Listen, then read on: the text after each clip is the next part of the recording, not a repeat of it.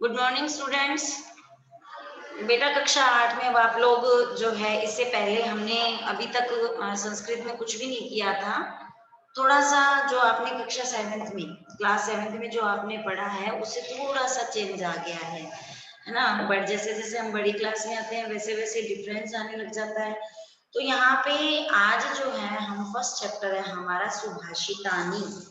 आप लोगों को पता है भाष माने बोलने के अर्थ में भाष धातु का प्रयोग किया जाता है। और सु माने अच्छा, जैसे सुपुत्र अच्छा पुत्र, है ना। सुंदर अच्छा सुंदर वचन, सुंदर वचन तो अच्छे वचन। तो सु का मतलब होता है अच्छा।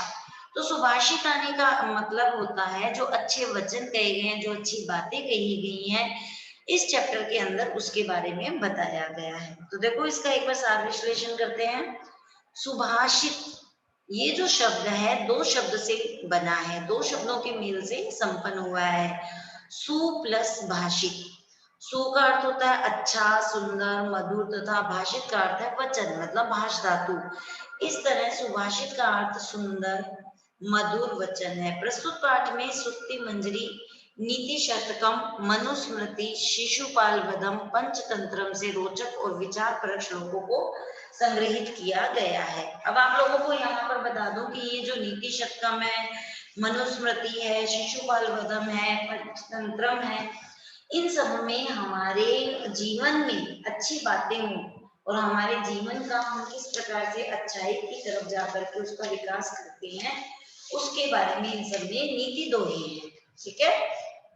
तो इन सब दोनों से जो है हमारे नीतियों को या श्लोकों को संग्रहित किया गया है। तो पहला देखो, गुणा गुणगेषु गुणा भवन्ति ते निर्गुणं प्राप्य भवन्ति दोषः सुस्वादु तोया प्रभवन्ति नद्यः समुद्र आशाद भवन्त्यप्यया। संस्कृत में हमेशा ये बात ध्यान रखोगे कि जब भी आप शब्दों को पढ़ते हो, वाक्य को पढ़ते हो, तो वाक्य को तोड़ करके पढ़ो। जब आप तोड़ करके पढ़ोगे तो उसको समझोगे। जैसे देखो, गुणा गुणगेषु गुणा भवन्ति ते निर्गुणं प्राप्य भवन्ति दोषः सुस्वादु तोया प्रभवन्ति नद्यः समुद्र आशाद भवन्तः पेयः। समझ में आई बात? तो देखो क्या कहा कि गुणा गुणवेशु अर्थात जो गुणवान होते हैं, है ना, वे यहाँ पर गुणवान व्यक्ति के महत्व को बताते हुए कहा कि जिस प्रकार से गुणा गुणगेशु गुणा भवन्ति अर्थात गुण गुणहीन व्यक्ति को प्राप्त करके, देखो गुणा गुणगेशु गुणा भवन्ति कि जो गुण है वे गुणियों के पास जाकर के गुण हो जाते हैं। ते निर्गुणम प्राप्य भवन्ति दोषा और वे निर्गुण अर्थात जिसके पास में गुण नहीं है उनको प्राप्त करके वे दोष बन जाते हैं, है ना। गुणा गुणगेशु गुणा भवन्ति ते निर्गुणम प्राप्य भवन्ति दोषाः कि गुणवान के पास में जब गुण होते हैं तो वे गुण हो जाते हैं अर्थात, और जो ते निर्गुणम प्राप्य भवन्ति दोषा और जब वे किसी निर्गुण के पास जिसमें गुण नहीं है तो वे गुण भी किस में बदल जाते हैं, वे गुण भी दोष में बदल जाते हैं। ठीक है। अगली लाइन देखो, सुस्वादु तोयाः प्रभवन्ति नद्यः समुद्र आशाद भवन्तः पेया। सुस्वादु तोया, तोया माने जल, कि जो स्वाद मीठा नदियों का, नदियों में प्रभवंती जो बहता है, क्या कहा कि जो नदी का जल होता है वो मीठा, सुस्वाद तोया अर्थात नदी का जल जो है वो मीठा होता है, पीने योग्य होता है। समुद्र आशाद भवन्तः पेया और समुद्र में मिलकर के वह अपेय अर्थात पीने योग्य नहीं होता है।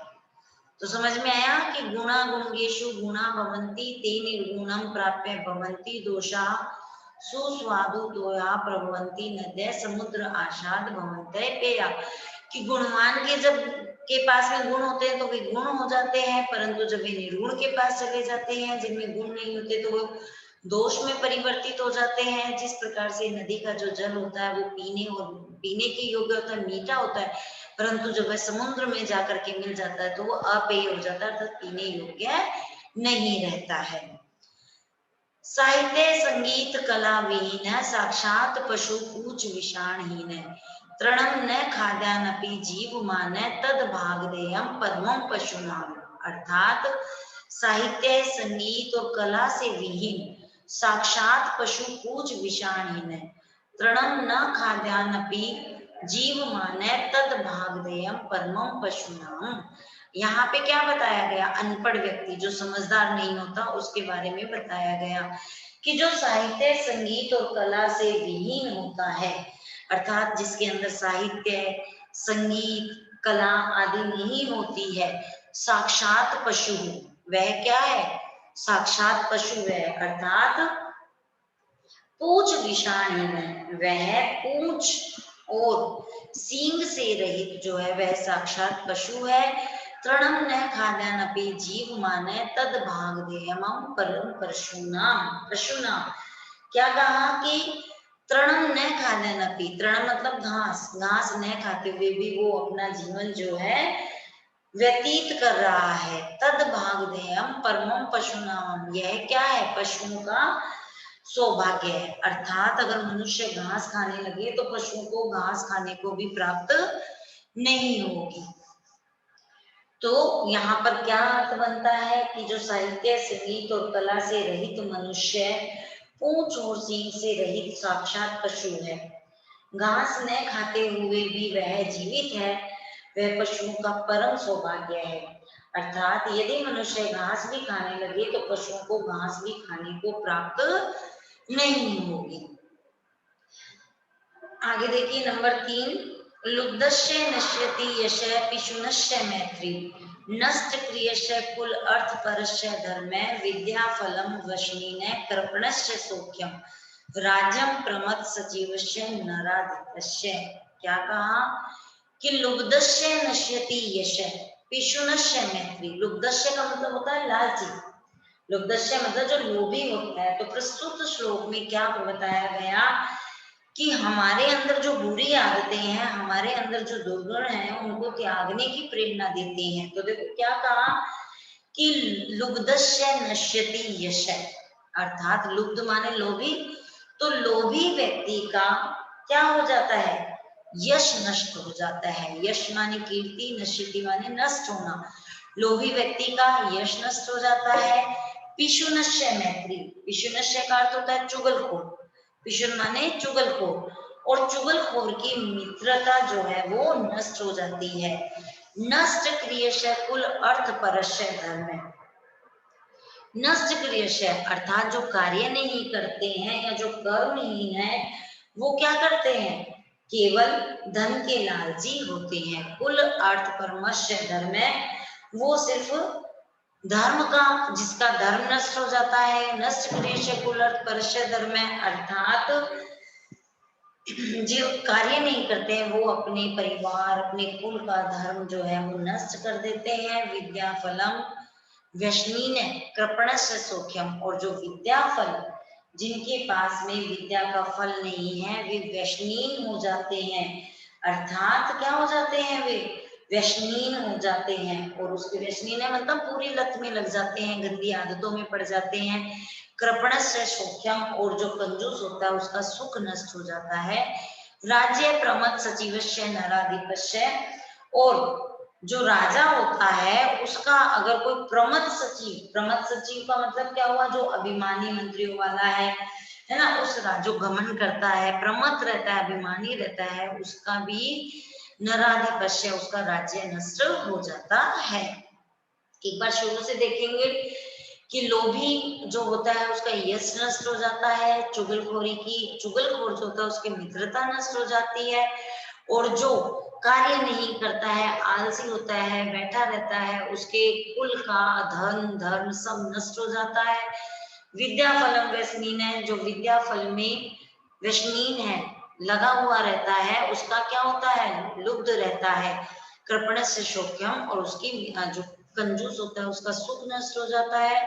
राज्यम प्रमथ सचिवस्य नराधिपस्य, और राजा का अगर कोई मंत्री अगर कोई सचिव जो है वो प्रमाद है तो उस राजा का पूरा राज्य नष्ट हो जाता है। ओके, अब आगे देखिए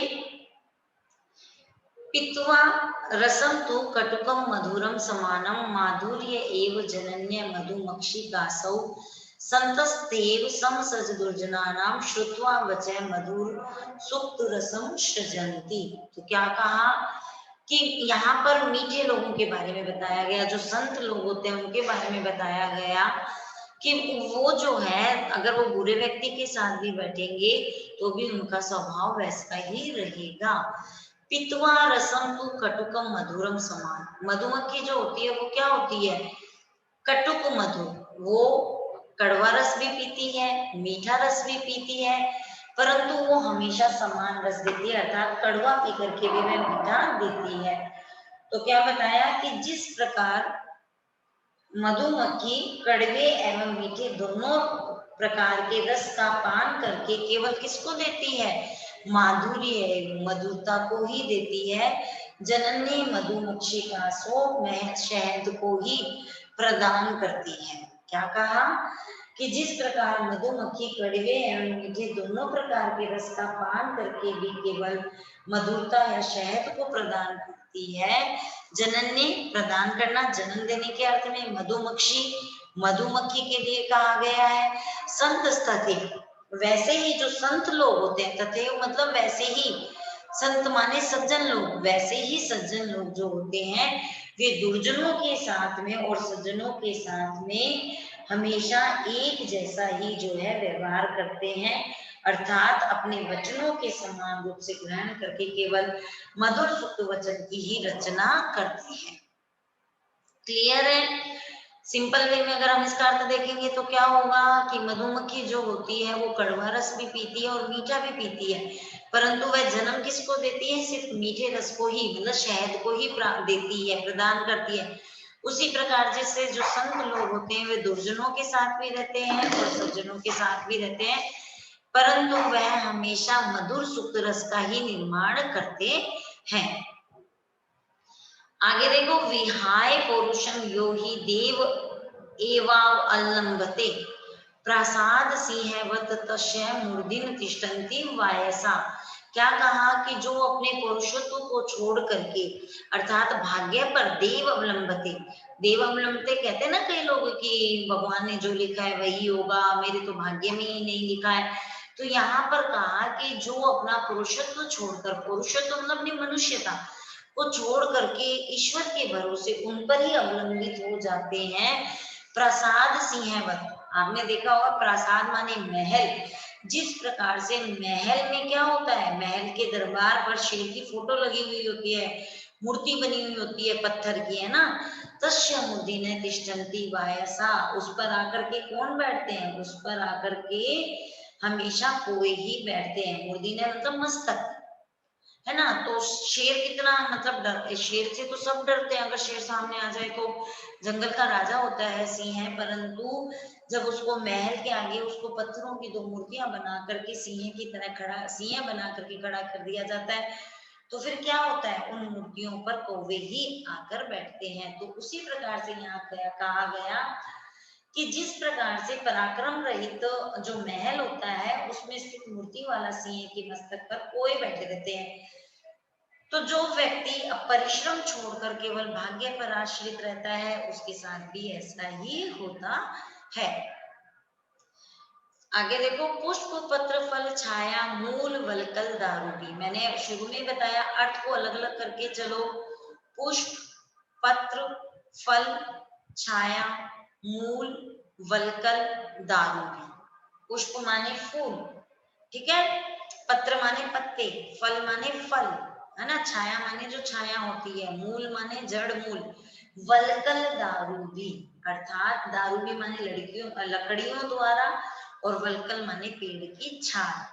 तो क्या कहा कि पुष्प पत्ते फल छाया छाल व लकड़ियां प्राप्त करके कोई भी याचक जो होता है ना अर्थिनय, वह क्या नहीं होता है, याचक, अर्थिनय माने याचक, तो वह कभी भी जो है विमुख नहीं होता, अर्थात निराश होकर वापस नहीं जाता है। वृक्ष सभी की मनोकामना पूर्ण करते हैं, उनकी दानशीलता को देखकर उन्हें धन्य कहा गया है। तो क्या कहा गया कि वृक्षों की महानता के बारे में यहाँ बताया गया कि कभी भी आप देखना पुष्प, पत्र, फल, छाया, पेड़ की जो छाल होती है वह है ना, लकड़ियां प्राप्त करके कोई भी याचक जो होता है नार्थहीन है, याचक जो है वो विमुख नहीं होता है, क्योंकि पेड़ से वो कुछ ना कुछ लेकर के जाता ही जाता है। तो यहाँ पर वृक्षों की महानता को बताया गया है।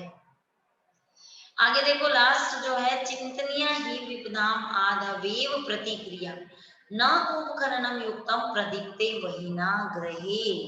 क्या बताया गया, यहाँ पर कहा गया है कि विपत्तियां आने से पहले ही हमें उसका निवारण कर लेना चाहिए। जैसे हिंदी में कहा गया है कि कुआं आग लगने से पहले ही कुआं खोदना चाहिए, बाद में कुआं खोदने से कोई फायदा नहीं है। अगर आग ही लग गई और बाद में हम फायर ब्रिगेड को फोन करते हैं या कुआं पानी की व्यवस्था करते हैं तो वो तो सही नहीं है। तो यहाँ पर श्लोक के माध्यम से कहा गया कि चिंतनिया ही विपदा, अर्थात विपदा के बारे में, जो विपदा आने वाली है उसके बारे में हमें पहले से ही क्या कर लेना चाहिए, सोच लेना चाहिए, उसके निवारण के जो है उपाय सोच लेने चाहिए। विपत्तियां आने के बाद में प्रतिक्रिया नहीं करनी चाहिए। जिस प्रकार से, उसी प्रकार से व्यर्थ है कूप खननम, कुआं खोदना, युक्त प्रदीप्ते वहीना ग्रहे, कि घर में आग लग जाने पर या आग से घर जल जाने पर कुआं खोदना व्यर्थ है। वहीना माने अग्नि। तो क्या कहा कि चिंतनिया ही विपदा माधवीय प्रकृति क्रिया, कि जब कोई विपदा आती है तो उसके बारे में हमें पहले से ही कोई भी प्रतिक्रिया करके सोच लेना चाहिए, अर्थात पहले से ही प्रतिक्रिया कर लेनी चाहिए। ना कूप खननम युक्त प्रदीप्ते वहीना ग्रहे, कि घर में आग लग जाने के बाद में अगर हम कुएं खोदने की युक्ति सोचते हैं तो वह गलत होती है। तो इस प्रकार से हमने इस चैप्टर के अंदर जो है नीति श्लोक दोहे है ना, बहुत सारे दोहे पढ़े, श्लोक पढ़े हैं, जिससे कि हमें यह पता लगा कि हमें हमारे जीवन में कैसे रहना चाहिए और क्या करना चाहिए। आप लोग इसकी श्लोक पढ़िए और याद भी कीजिए, क्योंकि ये हमारे जीवन पर काम आने वाले श्लोक है, हमारे पूरे जीवन में काम आने वाले, हमें अच्छी राह दिखाने वाले ये श्लोक है। तो आप लोग इनको अच्छे से लर्न कीजिए और इनका अर्थ अच्छे से, एक एक श्लोक का अर्थ कीजिए, शब्दों को तोड़ करके पढ़िए, तभी आपको संस्कृत में अच्छे से श्लोकों का अर्थ आएगा। और इसके जो क्वेश्चन आंसर्स है वो आपको पीडीएफ के माध्यम से सेंड किए जाएंगे। धन्यवाद।